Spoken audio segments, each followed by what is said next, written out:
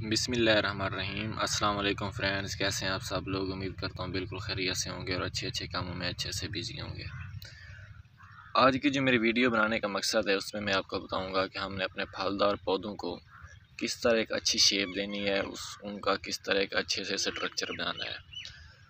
हमारे साथ होता ये है कि जब हम पौधा लेकर आते हैं कहीं से भी फलदार पौधा, तो उसको उसके हाल पर ही छोड़ देते हैं। जब पौधा हमारा 2-3 साल का हो जाता है तो एक हम ये गलती जो हम में से कॉमनी लोग ज़्यादातर करते हैं वो ये होती है कि हमने पौधा, अगर हम नया पौधा लेकर आए हैं उसने फल उठा लिया है तो हमने फल रिमूव नहीं करना बल्कि उसको एंड तक लेकर जाएंगे। तो पौधा मुश्किल अपने लिए खुराक पता नहीं कहाँ कहाँ से लेकर आ रहा होता है, तो हम उल्टा उस पर बोझदार डाल देते हैं कि आपने फल को भी बनाना है। तो उससे जो हमारा फल होता है वो अक्सर औकात मैच्योर नहीं होता बल्कि ख़राब ही रहता है, छोटा, उसका साइज़ छोटा होता है। तो एक बात आपने याद रखनी है, कम अज़ कम आपने 3 साल अपने किसी भी फलदार पौधे से फ्रूट नहीं लेना, उसको एक अच्छे से शेप देनी है, स्ट्रक्चर बनाना है। तो जब हम अपने पौधों की केयर नहीं करते, पौधे बहुत बड़े हो जाते हैं, उसको उनकी हाल पर छोड़ देते हैं।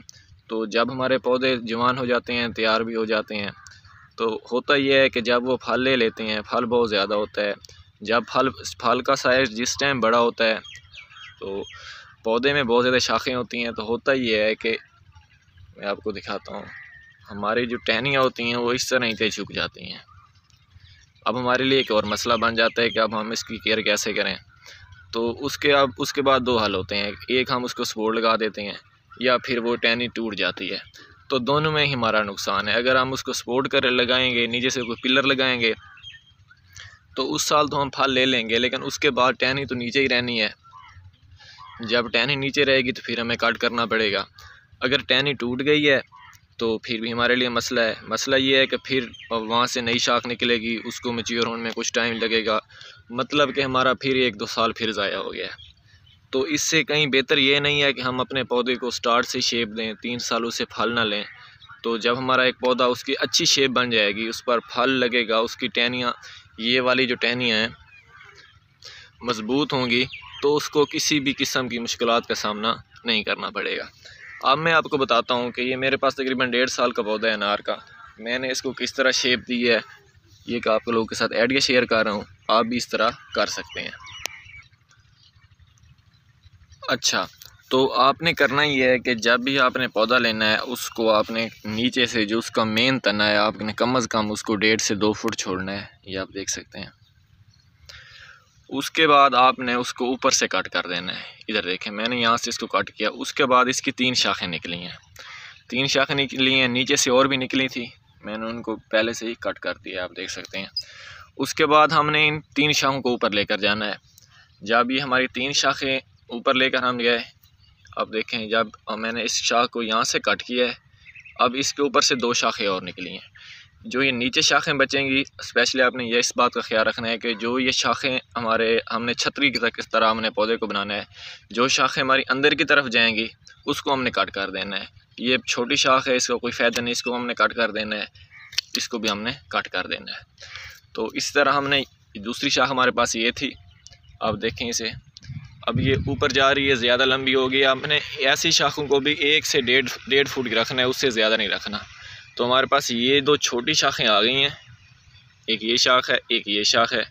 तो अब हमने इस शाख को यहाँ से कट कर देना है ताकि ये जो छोटी शाखें हैं ये हमारे पास मैच्योर हो जाएंगी, बड़ी हो जाएंगी। मेरे पास ये तीसरी शाख बच गई है, इसको आप देखें, इसको हमने यहाँ से कट करना है। यहाँ से मैंने इसको कट किया है, बल्कि अभी किया है।